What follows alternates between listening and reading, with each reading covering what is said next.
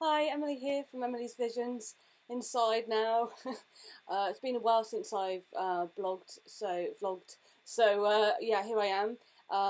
Today I'm sitting in front of this lovely painting that was done by years ago by my mother-in-law, who is an amazingly confident and creative woman. And it's really interesting, the different people when you join a family, the different people who come along because just don't you think about your partner only, but then when you get married, you just have this other whole family that come in, and it's just been really amazing to be part of that. And to be honest with you, without her, this person wouldn't exist. So thank you. So yeah, I just wanted to talk today. Coming back after a long period of time, I've been through some quite sort of fierce struggles in my family and in my life. Related to sort of a knock-on thing. Once you get stressed about one thing, there's like they say it's like buses, and they like wait for ages, and then three come along at once. And I find problems are a bit like that. I think it's probably because of the energy thing. You're not feeling great, so then you don't react so well, and it just continues like that. But my main thing I wanted to focus on today was coming out in an unconventional way. So people are aware of the phrase coming out. I think normally it's associated with having a different sexual orientation, which may shock and surprise people who haven't known about that aspect of your life. I wanted to talk about that process because I think coming out is a step that any human being can do when we express parts of ourselves that other people are not expecting. And I think it's interesting because in some ways that's become easier because we live with the internet and people communicate and people are allowed to be very different. So unless you're very firmly fixed or have decided to be somebody with a fixed attitude, which again, most people will know about you. You'll hang out with people with fixed attitudes and everything's fine like that. But apart from that, people recognise we live in a global community and lots of people do different things. And so, for example, it's okay to be gay, it's okay to be all sorts of different things. But one thing I've noticed recently is that almost as a result of sort of free speech, people have kind of got so into the idea that people can do whatever they like, and they have a right to do whatever they like, that they are not very keen on boundaries these days. And so that's been a difficulty for me. As an epileptic, boundaries have been important for me. Very often people come at me because I have a hidden disability. They come at me like I'm a normal person, and they think that they can ask me to do things, and if I can't do them, I'll have a good reason that they will fully understand. And that has been hard sometimes because then I've had to kind of say no, I can't do that.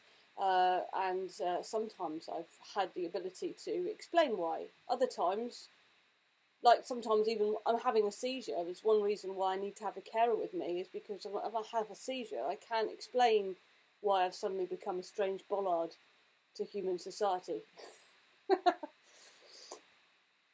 And then people try to help, and I'm just like there's no helping. I am having a seizure, right? It can't be taken away with anything.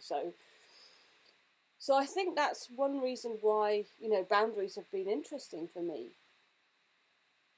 So I'm kind of coming out. I'm coming out as someone who has boundaries. And one thing I've noticed within that is I have noticed that it's not very fashionable to have boundaries. It's fashionable to be open-minded. It's fashionable to embrace the world. It's fashionable to live in a group which incorporates many different people doing many different things. And that if you can do that, you get big kudos points for being open and open and open and open. But I don't agree with that always. And it's been hard because I've seen different things thrown around, and like recently, for example, somebody was very angry with me for not allowing somebody to do something, but actually it wasn't really relevant to them at the time.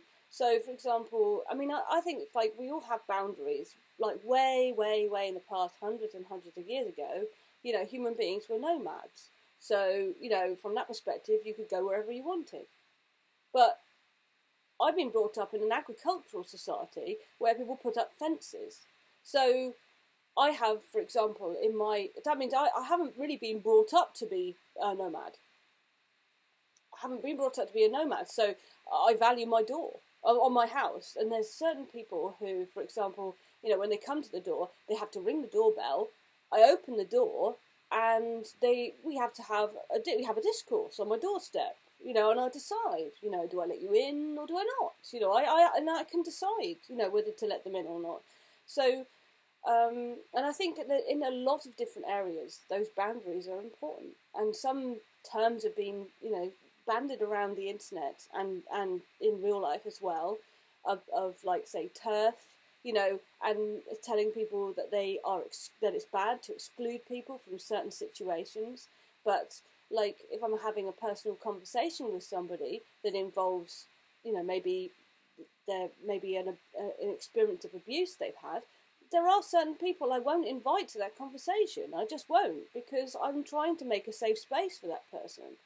So I think what I wanted to do was say, you know, it's been hard for me to come out in that unconventional way, in a way that society is a bit like, huh?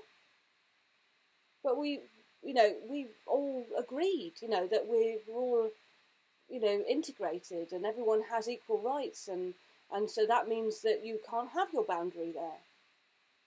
But boundaries are important, and I think exploring one's boundaries actually is part quite a big journey on discovering who you are.